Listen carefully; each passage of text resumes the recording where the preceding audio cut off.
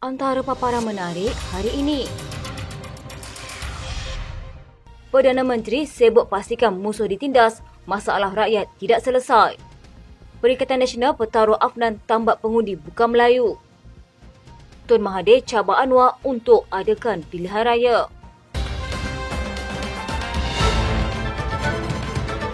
Perikatan Nasional menganggap Datuk Seri Anwar Ibrahim gagal memberikan penyelesaian menyeluruh terhadap masalah rakyat yang kian meruncing kerana Perdana Menteri sibuk dengan hal lain.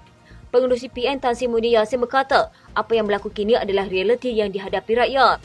Selepas setahun Kerajaan Madani memerintah, dakwa bekas Perdana Menteri itu, kehidupan orang ramai semakin sukar. Katanya setakat ini saya tidak nampak Perdana Menteri mampu untuk memberikan penyelesaian yang tuntas kepada permasalahan rakyat yang kian meruncing ini.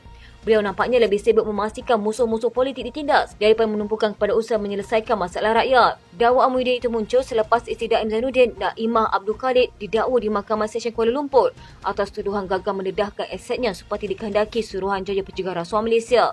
Sebelum ini, Daim yang juga bekas Menteri Kewangan dan orang yang dilihat dekat dengan Tun Dr. Mahathir Mohamad disiasat agensi anti rasuah berkenaan. Selain itu, anak Mahathir, Mirzan, juga diberi notis oleh SPRM agar mendedahkan aset yang dimilikinya dalam tempoh 30 hari atau berdepan dengan tindakan undang-undang. Mahathir mendakwa dia berasa bimbang dengan tindakan berkenaan dan menganggap siasatan tersebut dibuat secara tidak wajar. Muhyiddin berkata, ringgit mencatatkan kejatuhan paling rendah dalam tempoh 26 tahun berbanding dolar Amerika Syarikat, manakala keluaran dalam negara kasar Malaysia pada tahun lalu pula gagal mencapai sasaran antara 4 hingga 5%. Katanya jumlah dagangan Malaysia pula terus menjunam pada Disember tahun lalu apabila merekodkan kemerosotan untuk bulan ke-10 berturut-turut sejak Mac 2023. Katanya jumlah dagangan negara pada Disember 2023 menurun 4.3% kepada 225.1 bilion ringgit berbanding 231 bilion ringgit pada tahun sebelumnya. Sementara itu, bermula tahun ini, rakyat akan semakin terbeban dengan kenaikan cukai SST serta cukai-cukai yang baru seperti cukai barangan bernilai tinggi pada kadar antara 5 hingga 10% dan cukai barangan bernilai rendah yang dijual di atas talian pada kadar 10%. Turut dijangka memberi tekanan kepada orang ramai, kata ahli Parlimen Pagut itu, ialah kenaikan tarif elektrik mulai Januari 2024 dan penarikan balik subsidi pukar yang akan dilaksanakan pada tahun ini. Katanya semua ini pastinya akan memberi kesan langsung kepada peningkatan kos sara hidup rakyat. Selain itu, tambah Muhyiddin, ugutan rakyat mengenai kekurangan beras tempatan di pasaran yang berlarutan sejak sekian lama seperti tidak diambil berat lagi oleh kerajaan. Kata Muhyiddin, dia membuat tinjauan di beberapa tempat dan mendapati rakyat masih suka memperoleh beras tempatan walaupun sepatutnya 70% bekalan beras adalah beras tempatan. Katanya sasaran menoktorkan kemiskinan juga umpama menanam tebu di bibir yang masih gagal menjadi kenyataan. Pelantikan Afnan Hamimi Taib Azamuddin sebagai Ketua Pemuda Perikatan Nasional mungkin taktik gabungan itu menambat hati pengundi bukan Melayu susulan kemenangan di Parlimen Al-Usta pada PRU15. Afnan menjadi wakil rakyat Melayu pertama mewakili Parlimen Al-Usta apabila menang pada pilihan raya itu dengan majoriti 9,931 undi. Azmi Hassan dari Akademi Nusantara berkata, kemenangan Ketua Pemuda PAS membuktikan penerimaan pengundi bukan Melayu terhadapnya lebih terbuka dan senjata itu mungkin mahu digunakan PN untuk meningkatkan sokongan pengundi bukan Melayu.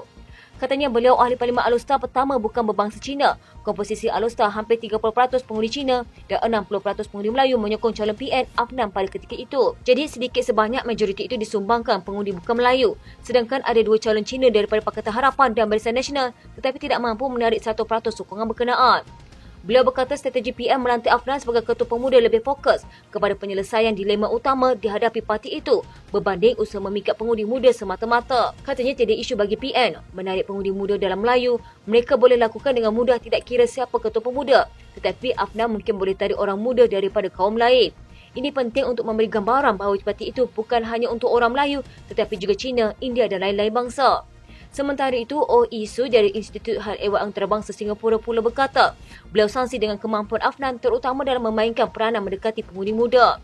Katanya nama Afnan sememangnya kurang popular berbanding pemimpin lain antaranya seperti Sanusi Magno dan Ahmad Fadli Syari. Beberapa tahun kebelakangan ini, PAS mula menampilkan golongan profesional untuk meningkatkan sokongan daripada pengundi bukan Melayu. Antaranya Menteri Besar Terengganu Ahmad Samsuri Mokhtar. Malah namanya diangkat sebagai calon Perdana Menteri masa depan PN pada kempen PRK Kemaman bulan lalu.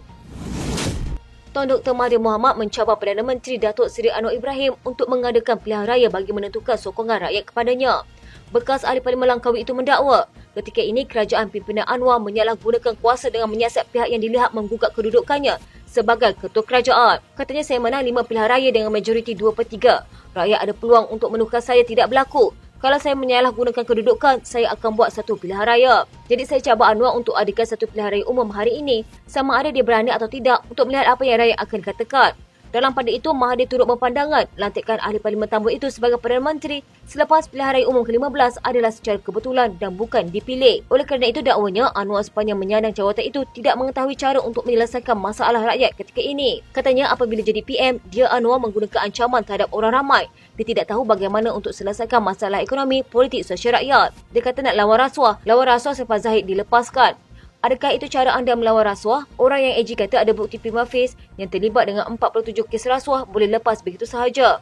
Ahmad Zaid yang juga Presiden UMNO dilepas tanpa dibebaskan oleh Mahkamah Tinggi Kuala Lumpur atas 47 tuduhan rasuah, pecah amanah dan pengubah wang harap membabitkan dana Yayasan Akabudi. Hakim Datuk Colin Lawrence Sequeira memutuskan demikian selepas Timbalan Pendakwa Raya Datuk Muhammad Dusuki Mokhtar memberitahu bahawa Jabatan Peguam Negara memaklumkan bahawa semua kes terhadap Timbalan Perdana Menteri itu diberhentikan. Semasa prosiding, Muhammad Dusuki berkata, pihak pendakwaan menyatakan demikian berdasarkan 11 alasan mengikut peruntukan 145 Perlembagaan Persekutuan. Sekian berita hangat di TV pada hari ini. Jangan lupa untuk follow Facebook Malaysia Deadline dan YouTube Deadline TV.